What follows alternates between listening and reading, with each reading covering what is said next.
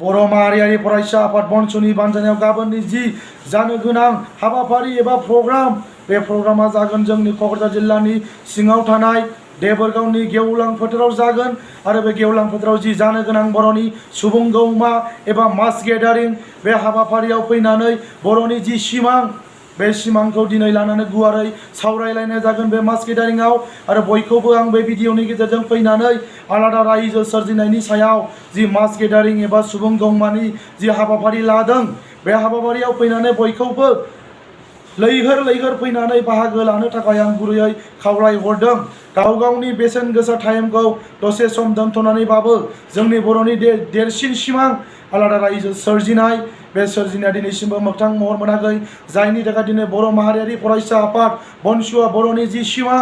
थांनानै थानाय थामोनथा आरो रैखाथि बर'नि जि हप्स एन्ड एसपिरेशन आइडेन्टिटी अफ द बर' पिपल्स बर'फोरनि जि गोबावसिन दाबि आलादा रायजो बड'लेण्ड सेपारेट स्टेट एबा स्टेटहुड सोरजिनाया दिनैसिमबो मोगथां महर मोनाखै। जोंनि बर'नि बिफा फादार अफ बर' उपेन्द्रनाथ ब्रह्मनि जि सिमां बे सान्थौखौ लानानै बड'फा उपेन्द्रनाथ ब्रह्मनि जि आइडिय'लजि एन्ड प्रिन्सिपाल बेखौ लानानै दिनै जोंनि गोबाव समनिफ्रायनो बर'नि दैदेनगिरिफोराबो मुभमेन्ट खालामबोबाय थादोंमोन नाथाय बे मुभमेन्ट खालामनायजों बर'नि जि सिमां बर'नि जि देरसिन सिमां आलादा रायजो सोरजिनाय बे सोरजिनाया दिनैसिमबो मोगथां महर मोनाखै जायनि थाखाय दिनै बर' माहारि फरायसा आफाद बनसुआ दिनै बर'नि सिमां आरो जि बर'नि थामोनथा आरो रैखाथिनि थाखाय दिनै आवगायबोनानै बर'नि सिमांखौ मोगथां महर मोनफुंहोनो एबा बड'लेण्डनि जि सिमां आलादा रायजो एबा बड'फानि जि सिमां बेखौ मोगथां महर होनो थाखाय बिथांमोना दिनै आवगायबोदों जायनि थाखाय दिनै बिथांमोना लैहोर लैहोर फैनानै गाव गावनि बेसेन गोसा गाव गावनि टाइमफोरखौ दोनथ'नानैबाबो दिनै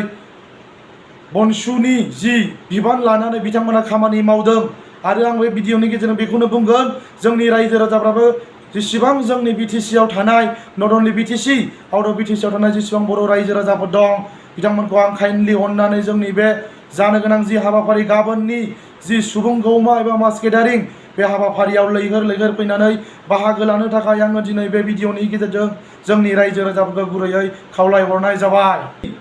जि सिमां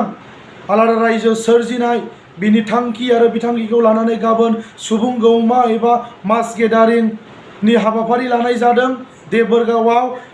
बे भिडिअनि गेजेरजों आं जोंनि जेसेबां रायजो राजाफोर दङ बे रायजो राजाफोरखौ आं लैहोर लैहोर फैनानै गावनि बेसेन गोसा टाइमखौ दसे सम दोनथ'नानै जोंनि आलादा रायजो बड'लेण्ड सोरजिनायनि थाखाय जि हाबाफारि लादों एबा सुबुं गौमा एबा मास गेदारिं बे हाबाफारियाव फैनानै लैहोर लैहोर फैनानै जोंनि बे प्रग्रामखौ जाफुंसार फैनो थाखाय बे भिडिअनि गेजेरजों आं रायजो राजाफोरखौ गुरैयै खावलायहरदों आरो जाहाथे जोंनि बर'नि जि सिमां बर'नि जि आलादा रायजो सोरजिनाय एबा बर'नि जि गोजामसिन दाबि बे गोजामसिन दाबिनि सायाव दिनै बर' माहारियारि फरायसा आफाद बनसुआ दिनै बर'नि जि सिमां आरो थामोनथा बर'नि जि हप्स एन्ड एसपिरेशन बेखौ दिनै बिथांमोना मोगथां महर होनो एबा कन्टिनिउ खालामनो थाखाय ओंखारबोदों। स' रायजो राजाफ्राबो सापर्ट खालामनांगोन